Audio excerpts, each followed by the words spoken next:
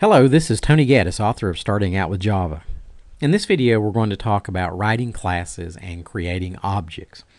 Now, up until this point, you've written lots of programs, and in every program that you've written a class, a public class. For example, the program that you're looking at on the screen has a public class named Decimal Format Demo, and you've learned that classes act as containers for code. When you write a program, you create a public class, and then inside that class you write a method named main, and then perhaps you've written other methods that perform other operations in the class. Well, classes are much more than just containers for code. Classes are also used as blueprints for creating objects. So let's make sure that you understand, at least in a general sense, what an object is. Now, an object is a resource that a program uses to accomplish some task. Let's look at this program that we have here on the screen. In this line, we are declaring a variable, a double variable named jackpot, and we're initializing it with the value 4,500,000. Then in this line, we are creating an object. We're creating a decimal format object, and you'll recall that decimal format objects are used to format numbers. So, as a review, let's look over the different parts of this statement. This part of the statement that says decimal format $, this is simply the declaration of a variable named $. It's a reference variable. So let's just start a diagram here. Let's say that that is the $, variable in memory, and then we have the equal sign, the assignment operator. So what are we assigning to the $, variable? Well, we're assigning it the result of this expression, new decimal format. Now, the new keyword creates an object in memory. And what is the object? Well, it is a decimal format object. So this part of the statement creates an object. Let's just say this is the object. And it assigns the equal sign, assigns the address of this object to the $, variable. So we commonly draw diagrams like this that represent the fact that the $, variable references this decimal format object in memory. So an object is this thing that is sitting out here in memory, and our program has access to the object through this reference variable that contains the object's address. Now, an object has two sets of things associated with it. First, an object has data, and second, an object has methods. And the object's methods are typically designed to perform operations on the object's data. So what sort of data does a decimal format object hold? Well, as you know, when we create a decimal format object, we provide this format string, which establishes a formatting pattern for the object, and this is the piece of data that a decimal format object holds. So just to indicate that, I'm going to write that formatting string here to indicate that this is the data held by this particular decimal format object. Now, decimal format objects also have a method named format, and as you can see here in the program, we are calling the decimal format object's format method. This expression $.format, this calls the method, and we're passing the jackpot variable as an argument to the method, and the method, it returns a string containing the value of this argument formatted, and it's formatted according to the pattern that's established here in the format string. Now, if you want to design an object to perform some specialized task in your program, you have to write a class that the object can be created from. I mentioned earlier in the video that a class can serve as a blueprint for an object. A class contains code that describes the data that an object holds and the methods that the object has to perform operations. In this particular example here on the screen, we've created a decimal format object. Well, decimal format is the name of a class that exists in the Java API. And in this particular statement, we've simply created an instance of the decimal format class. Suppose we are writing a program that works with a bank account. And in the program, we've decided that we want an object to represent the bank account. So let's just draw a diagram here that represents the object. What sort of data would we need to store in this object? Well, bank accounts have a balance, which is the amount of money that's in the account. So we would need a variable of the double data type to hold the bank account's balance. Now in Java we call the variables that are part of an object, we call those fields. So the bank account object will have a field named balance. What sorts of actions would the object perform? Well, with a bank account, I know one action that we perform is that we add money to the account balance. We deposit money into the account. So we will need a method named deposit, and the purpose of that method is to add to the account balance. Sometimes we like to take money out of a bank account, so we would need another method named withdraw.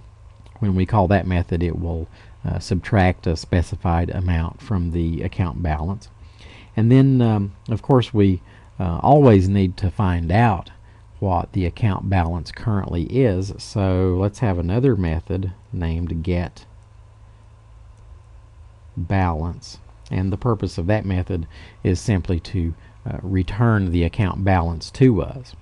Well, now that we have an idea of the data that we want to store in a bank account object and the methods that we want a bank account object to be able to perform, we can now write a class, a bank account class. Now I've already written the class that we can use to create bank account objects, so let's switch over to the editor and look at the different parts of the code. Well, here's the code for the bank account class. Now you'll notice that this class starts like any other class that you've written: public, class, and then the name of the class, which is bank account. And inside the class, first we have this declaration: private double balance. Well, this is the declaration for the balance field, which is a double variable that we're going to use to hold a bank account object's balance. The word private is an access specifier. This simply states that the balance variable is private to this class. It's private to the bank account class.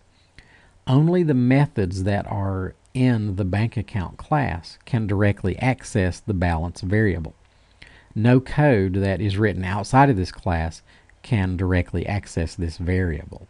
You've probably also noticed that the balance variable is declared outside of these methods. It's not declared inside of any method. When you are declaring a variable that is going to be a field in a class, it's always declared outside the methods.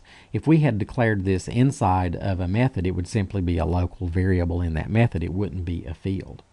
Okay, well, let's look at the methods. Now, these three methods, deposit, withdraw, and get balance, these are three operations that a bank account object will be able to perform. And let's look at this first one. And it starts this way: public void deposit, and then inside the parentheses we declare a parameter variable. Did you notice that the word static is missing? You've probably grown accustomed to using the word static. Typically when you start a method, it goes like this. It goes public, static, void, and whatever. But in this case, the word static is missing, and that's because this method is an operation that will be performed by a bank account object. In other words, it will belong to a specific bank account object. And when we're designing methods for that purpose, we leave the word static out. Okay, so in this method, we have a parameter named amount. And when we use a bank account object to call this method, we pass a value into the amount parameter, and then that value is added to the object's balance field. Next, we have the withdraw method, public void withdraw. Once again, we do not have the word static. In the parentheses, we declare a parameter variable named amount. And when we pass a value into this variable, that value is subtracted from the object's balance field. So this simulates withdrawing money from the account. And then finally, we have the get balance method, and it starts like this: public double get balance. So it's going to return a double. What will it return? Well, it returns the value of the balance field. Now, this class is not a complete program. This is a class that describes a bank account object. It tells us that a bank account object has a field named balance, which is a double, and that it has three methods named deposit, withdraw, and get balance. So this is a class that we can use to create objects from, but it by itself is not a complete program. In fact, if we compile this class, and we should compile the class, and the class compiles successfully, so that tells us that there are no syntax errors in the class, but we can't run the class because it's not a complete program. If we want to use this class, then we have to create objects from the class. And I have another program named account demo, which is a class that has a public static void main. And here we demonstrate how to use the bank account class. So in this statement, we create an instance of the bank account class. Let's just step through the code in this statement. Bank account. Now this part of the statement simply declares a variable named account, and it is a bank account variable. And what that means is this variable is a reference variable that we can use to hold the address of a bank account object. Then we have the assignment operator. So we're assigning something to the account variable. What are we assigning to it? Well, we're assigning it the value of this expression, new bank account. Now, recall from our previous conversation that the new operator creates an instance of a class. It creates an object in memory, and in this case we're telling it to create an instance of the bank account class. So this creates an object, and the new operator returns the address of that object, which is assigned to the account variable. Okay, so after this statement executes, the account variable will reference a bank account object in memory. Now, the next thing that we're going to do is we're going to deposit $500 into the account. So we're going to use the account variable to call the deposit method, account.deposit, and we pass $500 as an argument to the method. Well, let me just switch back over to the bank account class. Here's the deposit method. So the 500 gets passed into the amount parameter, and here we are adding 500 to the object's balance. Now let me point out that when this program runs, the balance field will start at 0, and that's because we have not initialized it with any value. And in Java, when you have an uninitialized class field, remember that's a field is a variable that's declared inside the class but outside of any methods. An uninitialized class field is always initialized at 0 if it's of a numeric data type. So this starts at 0. We added 500 to it So that should set the account balance at 500. Okay, let's go back to account demo. Next, we call system.out.println and we display the account balance. Here we call account.getBalance, which, if we go back, returns the value of the balance field. Okay, switch back to account demo. So this statement should display 500. Next, we're going to withdraw $300 from the account. So we say account.withdraw and we pass 300 as an argument. So let's switch back over to bank account. 300 is passed here into the amount parameter, which means that 300 is subtracted from the balance field. So that should reduce the balance down to 200. Okay, go back over.